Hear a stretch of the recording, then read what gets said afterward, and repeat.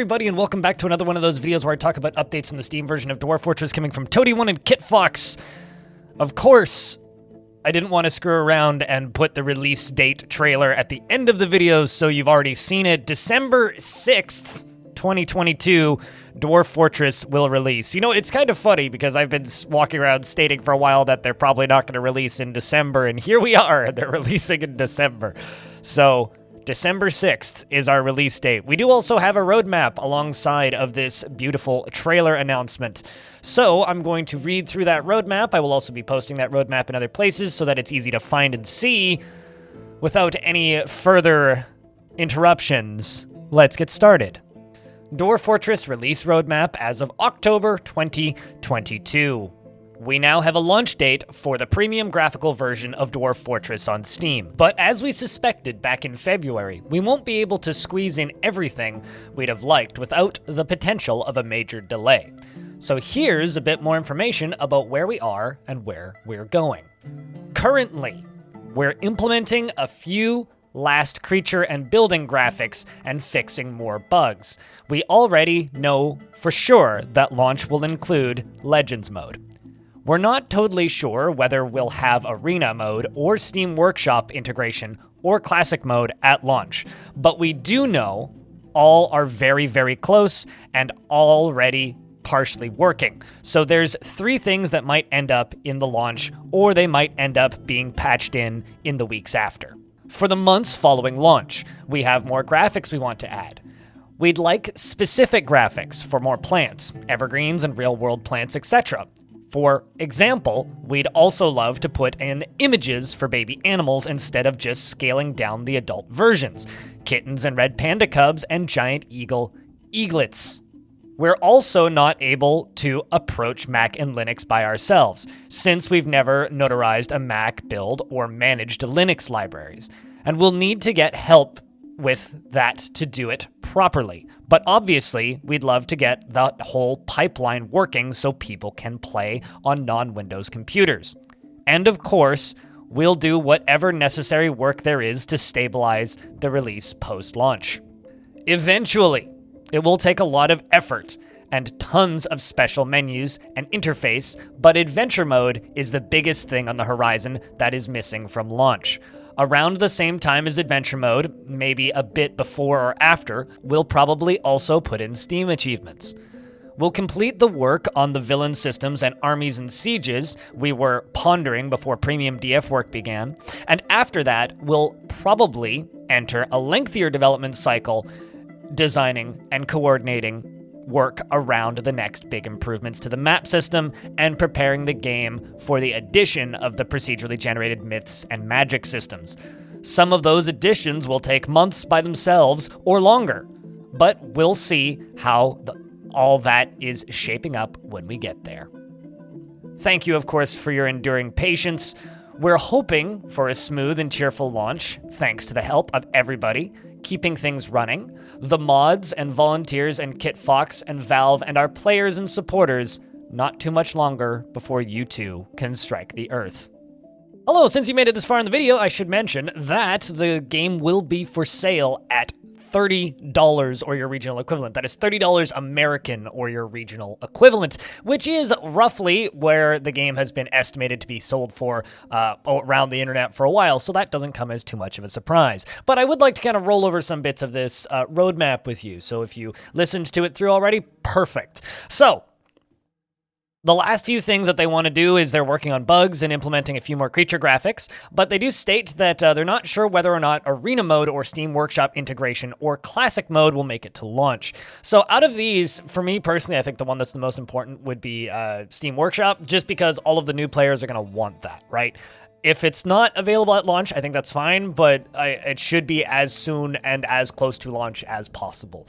Because Steam Workshop, I think, out of all of this stuff here, for the new influx of players, and oddly enough, they're the people that matter in this instance, the new influx of players need access to Steam Workshop ASAP. So that's personally the thing that I would hope that they will be focusing on the most. Secondly is Classic. I love Classic. You guys know me. You know, I've been playing this game for a while, and that's always the way I've played, and I can't wait to try Classic as well. But if Classic is a couple weeks behind the Steam launch, I don't think that anybody's going to lose sleep over that. I mean, somebody might, and that's okay. They'll live. And then lastly, Arena Mode. Arena Mode, for those of you who've never messed with it, is kind of like a bug testing sandbox almost. It's like you spawn things in and they fight. That's really what it is. Arena Mode, I don't think is necessary for the release at all outside of modding. So thus, for me, I think Arena Mode is less important than Steam Workshop, just purely because yes, there will be old mods that people will want to move forward, but just Steam Workshop, please. Then they talk about how in the months following launch, they will be adding specific graphics for plants and trees and evergreens and real-world plants and things that haven't made it in, as well as working on miniature versions of animals. So for babies, kittens and red panda cubs they use as an example, instead of just scaling down the adult versions.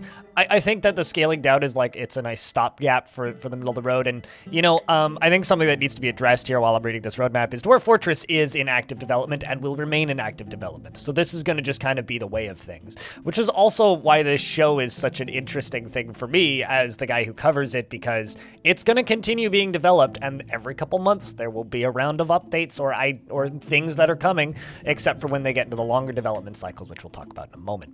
They also mention in this section of the blog post or the roadmap rather, that they need to approach Mac and Linux, but they can't do it by themselves. So they're going to be figuring out some sort of assistance pipeline to get that rolling, which I'm very curious about, because hearing actual people working on the game means I wonder if they're going to do it the way they did it before, where they kind of had external projects, or if they're actually going to trust people with the code. I'm really curious to see what ends up happening here, because this is something that I'm very interested in.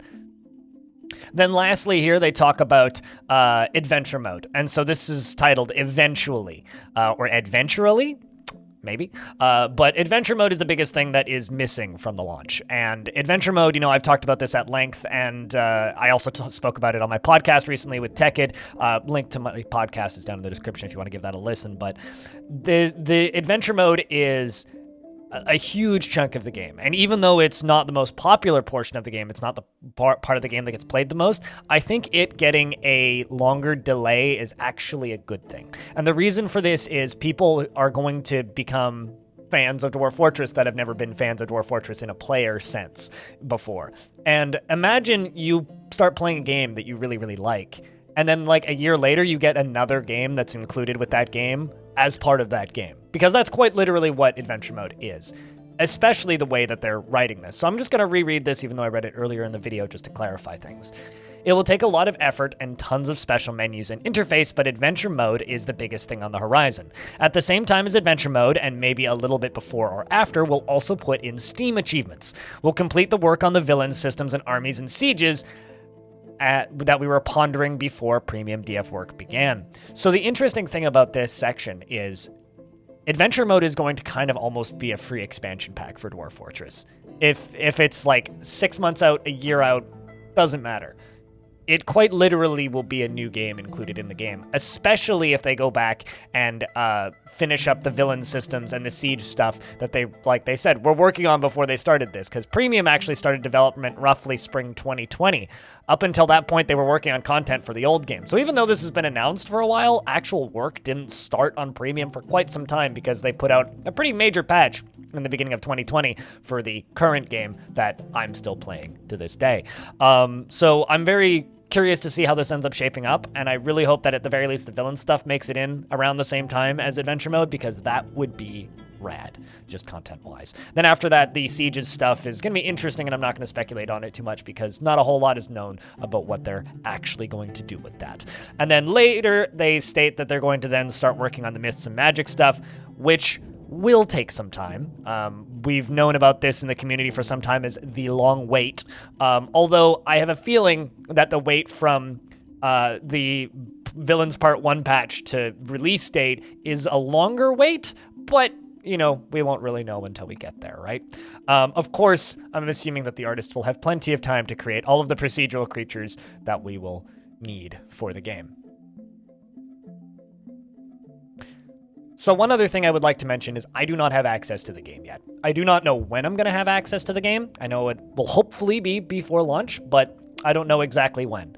When Premium goes out to creators like myself, I will be doing my damnedest to get my hands on it so that I can make some tutorials for you guys, give you guys a full review and whatnot, and the sort of stuff that I do, and then start working on my tips videos again. Those are going to happen. But until then, content on this channel is going to remain current vanilla Dwarf Fortress until I actually have my hands on it. Of course, if you would like to support these videos, share them around. Send them to your friends. Tell other people about Dwarf Fort. Let's get them in here. It's a good time. And if you want to support me directly, you can do that via Patreon, which is the names that bankroll these videos. Or you could join the channel as a member, which gives you a little hat next to your comments. And, I don't know, bragging rights to your friends? What else does throwing money at a dude on an internet do? I don't know. You can also watch me on Twitch Tuesday, Wednesday, Thursdays, but when Premium is releasing, that schedule is going to increase. I'm not entirely certain what the schedule is going to look like at this point, but I'm thinking at least 5 days a week. Thank you very much for watching, and I hope to see you in the next one.